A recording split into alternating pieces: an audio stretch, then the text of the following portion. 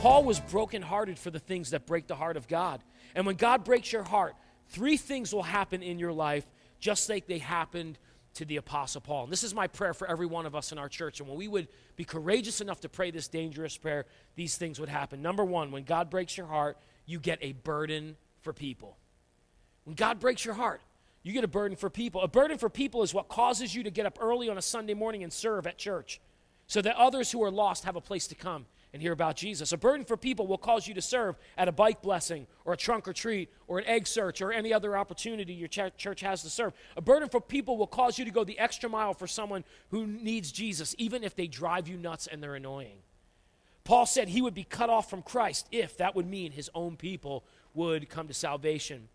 You know, so many Christians think that a burden for people means arguing them into salvation or pointing out all of their sins, but that's not living and loving like Jesus. Jesus saw the people, and he had compassion on them. They were like sheep without a shepherd. First thing that happens when you ask God to break your heart is he's going to give you a burden for people. Second, when God breaks your heart, you get direction for action. When God breaks your heart, you start to get direction for action. If you're courageous enough to pray this prayer, when God starts to break your heart and give you a burden for someone or something, that's God pointing you in the direction that you should start to take action in your life. If you feel broken for people with no food, walk in that direction and meet a need. If you feel broken for people whose marriages are falling apart, then walk in that direction. If you're broken for people who are alone with no relationships, walk in that direction. If you're broken for kids or teenagers who have no mentors or no one to care for them in their life, walk in that direction. When God breaks your heart, he's giving you direction for you to take action. And here's the last thing. When God breaks your heart, you get the focus of your calling.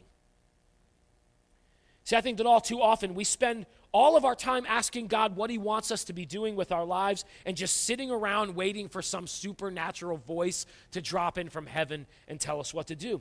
But it really starts with this dangerous prayer, break my heart.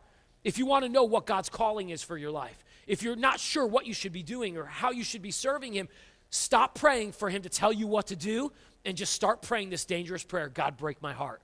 Break my heart for the things that are around me. See, when you pray that, as your hearts break, you'll develop a burden for people, and you'll find direction for action, and ultimately God will start to bring a focus to the calling that he has for your life. See, I believe